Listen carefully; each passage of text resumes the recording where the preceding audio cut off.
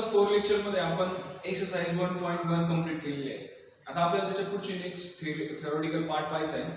That is tautology, contradiction and contingency. हा अतिशय सोपा पार्ट आहे. ओके, आता पहा टॉटोलॉजी, कॉन्ट्रडिक्शन अँड कॉन्टिन्युएन्सी शिकताना पहिले त्याचं आपल्याला मीनिंग समजलं पाहिजे. ओके, आता हे लेक्चर 5 चालू आहे आपलं. ओके, एक्सरसाइज 1.1 संपलेली आहे. आता नेक्स्ट आपण थेरोटिकल पार्ट पाहत आहे. Tautology, contradiction and contingency. अतिशय सोपं आहे. याचे डेफिनेशन आपण पाहू. Okay, first definition is tautology. What is mean by tautology? What is mean by important आहे. याच्यावर एक्झाम मध्ये क्वेश्चन विचारतात. The given statement pattern is a tautology, contradiction or contingency. आपल्याला पाहायचं असतं तर टॉटोलॉजी येईल, कॉन्ट्रडिक्शन येईल, कॉन्टिन्युएन्सी येईल हे आपल्याला प्रूव्ह करायचं असतं. त्याच्या अगोदर टॉटोलॉजी म्हणजे काय, कॉन्ट्रडिक्शन म्हणजे काय आणि कॉन्टिन्युएन्सी म्हणजे काय हे आपल्याला पाहणं गरजेचं आहे. ओके, आता पहा what is mean by tautology. Definition मी लिहिलेली पहा, समजून घेऊ आपण. अतिशय सोपं आहे. What is mean by tautology? all the truth values of a statement pattern are true, then this statement pattern is called tautology. It is denoted by small t. मी आता तुम्हाला समजून सांगतो. एखादा स्टेटमेंट पॅटर्न आहे आणि त्याचा जर ट्रूथ टेबल फाइंड आउट केला, फाइंड आउट केला आणि सगळ्याच्या सगळ्या एंट्रीज जस्ट पूर्ण होल स्टेटमेंट पॅटर्न आहे त्याच्यात जर सगळ्याच्या सगळ्या एंट्रीज जर ट्रू आल्या, काय आल्या, ट्रू आल्या, तर त्या स्टेटमेंट पॅटर्नला टॉटोलॉजी म्हणतात. अतिशय सोपं. सगळ्याच्या सगळ्या ट्रूथ व्हॅल्यू काय आल्या पाहिजे, true. then this statement pattern is called as tautology. आणि सगळ्यात इम्पॉर्टंट आहे पहा, it is denoted by small t. Tautology कशाने डिनोट केलं जातं, स्मॉल t. ओके, आलं लक्षात. सेकंड आहे पहा कॉन्ट्रडिक्शन. सेकंड काय आहे, कॉन्ट्रडिक्शन. आता कॉन्ट्रडिक्शन म्हणजे काय, टॉटोलॉजीच्या एक्झॅक्टली ऑपोजिट असतं. काय, कॉन्ट्रडिक्शन. कॉन्ट्रडिक्शन काय पहा, all the truth values of a statement pattern are false, then this statement pattern is called as contradiction.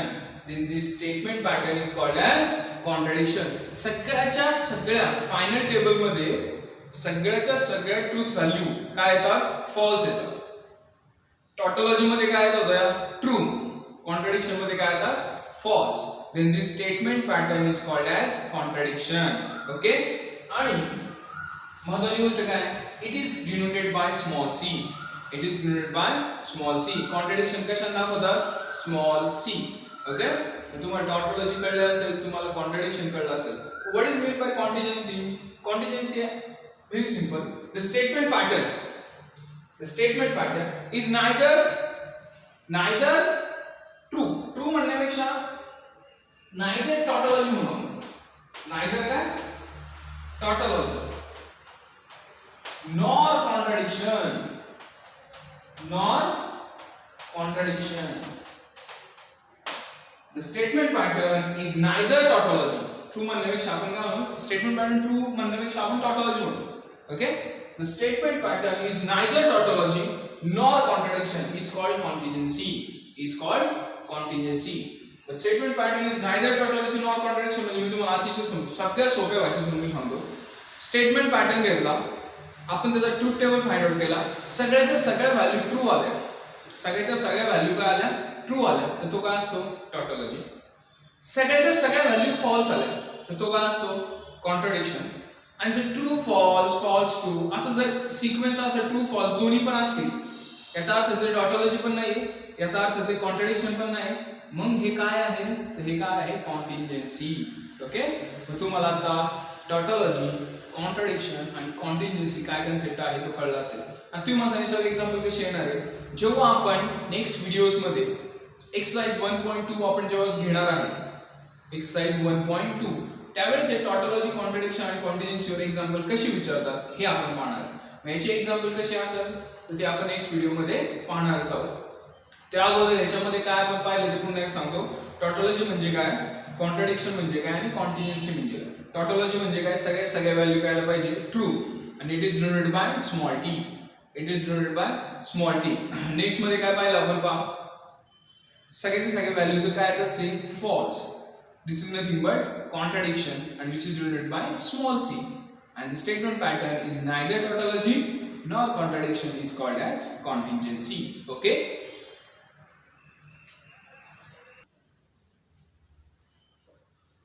आता पाहू मुलांनो आपल्याला एक नेक्स्ट कन्सेप्ट पाहायचा आहे लॉजिकल इक्विव्हॅलन्स.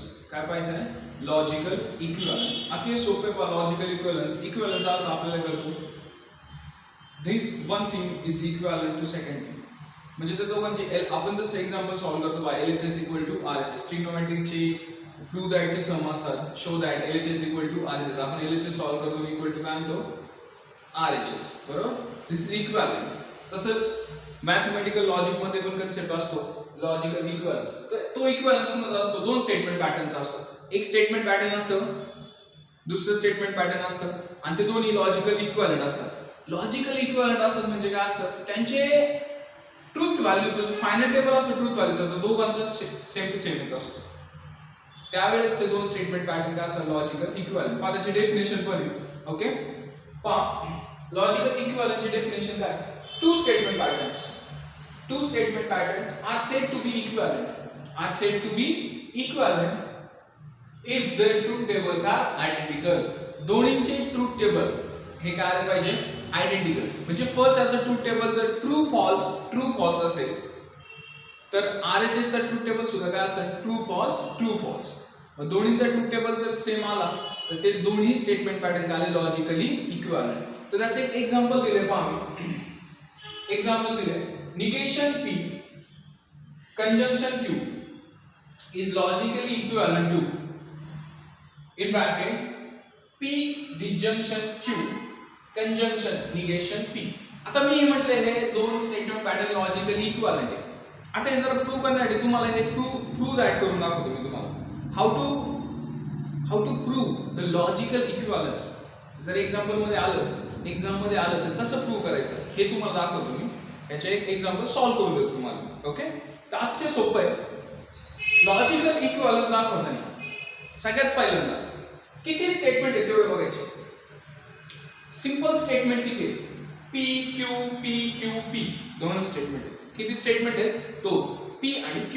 ओके आता आपण जनरली एक्झाम्पल सॉल्व्ह करताना LHS इक्वल टू RHS करताना काय करतो LHS सॉल्व्ह करतो RHS सॉल्व्ह करतो आणि दोन्ही इक्वल दाखवतो. पण आपल्याला काय करायचं एकाच टेबल मध्ये हे दोन्ही पण सॉल्व्ह करायचे LHS सुद्धा आणि RHS सुद्धा. मग चला असं सॉल्व्ह करताना सगळ्यात पहिल्यांदा काय किती स्टेटमेंट आहेत P आणि Q दोन स्टेटमेंट आहेत. मग दोन स्टेटमेंट साठी ट्रूथ टेबल बनवताना अतिशय सोपं आहे. P statement Q statement. Okay P statement Q statement. मग एकदा ट्रू दोनदा फॉल्स. एकदा ट्रू एकदा फॉल्स एकदा ट्रू एकदा फॉल्स. हे तुम्हाला सगळ्यांना माहिती आहे. ओके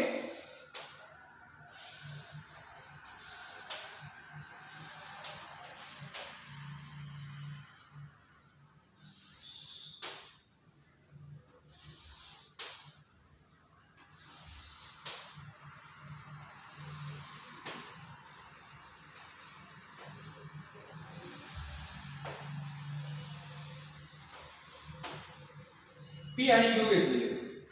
आता एक चेक करायचं याच्यामध्ये एक चेक करायचं की निगेशन कुणाचं झालेलं आहे. चेक करू आपण सिंगल निगेशन कुणाचं झालेलं. निगेशन P इथं P चं निगेशन झालेलं आहे Q चं झालेलं नाही. पुन्हा P चं म्हणजे मला गरज आहे निगेशनच्या कुणाच्या निगेशन P ची गरज आहे. Q चं निगेशन झालंय सिंगल निगेशन P ची मला काय गरज आहे पुढे म्हणून मी त्याचं निगेशन लगेच काढून देतो. निगेशन ऑफ P शोधून देतो लगेच. निगेशन ऑफ P मी लगेच शोधून घेऊ शकतो.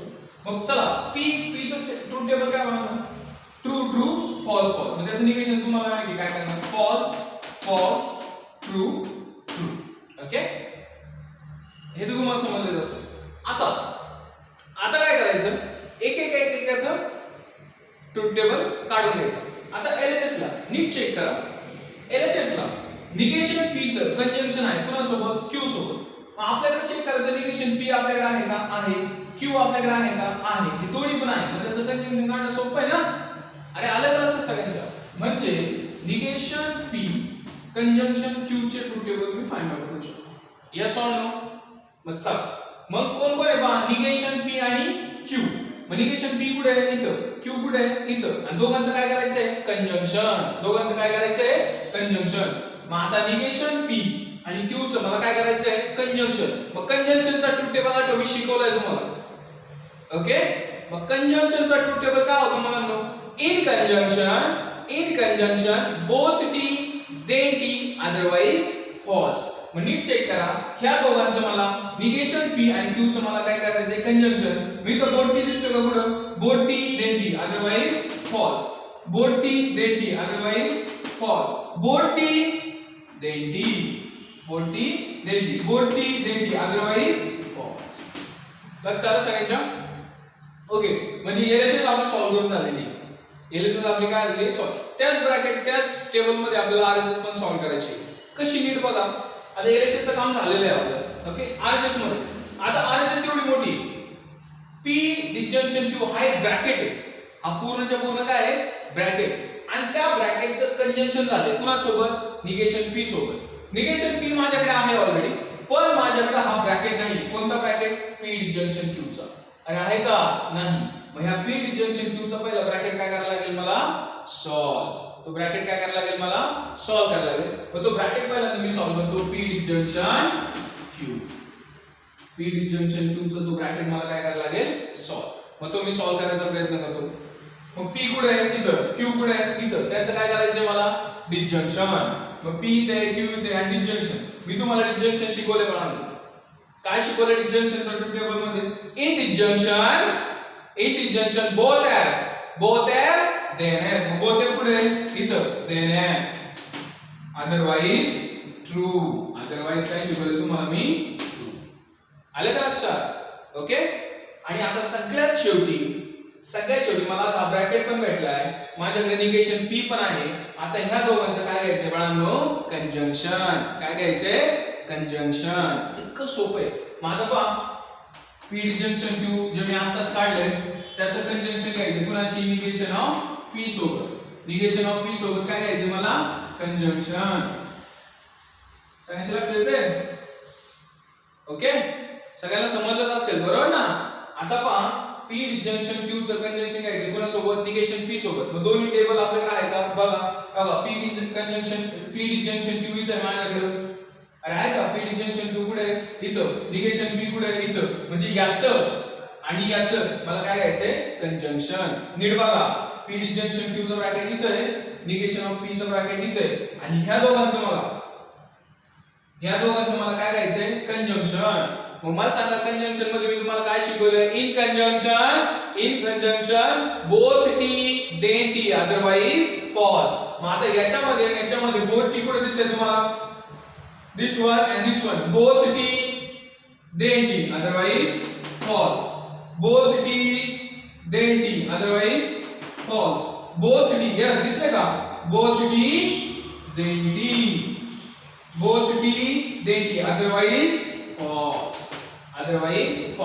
आता माझ्याकडे बाळांनो ही LHS कुठे आहे बघा इथे. LHS ही सॉल्व करून झाली, RHS इथे ही सॉल्व करून झाली, दोन्ही सॉल्व करून झाले. मग त्यांचे ट्रूथ टेबल इक्वल आलेत का आपले, यस आले. बघा हे फॉल्स ट्रू फॉल्स, आणि RHS काय फॉल्स ट्रू फॉल्स. दोन्हींचे जे ट्रूथ टेबल्स आहेत, ट्रूथ व्हॅल्यूज आहेत फायनल टेबल मध्ये, त्या कशा आलेल्या आहेत आयडेंटिकल इक्विव्हॅलंट. आले का लक्षात सगळ्यांचं तुम्हाला.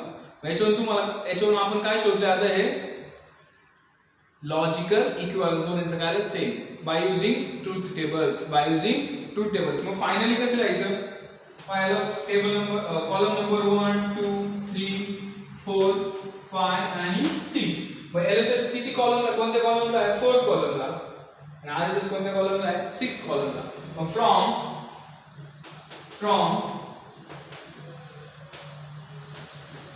column number 4 and 6 LHS equal to RHS. मग LHS काय होती बाळांनो, LHS काय होती negation P conjunction Q is logically equal to P disjunction Q conjunction negation P. This LHS equal to RHS. Okay, मग चला बाळांनो, आपण ह्या लेक्चरमध्ये लेक्चर नंबर 5 मध्ये काय काय पाहिलं?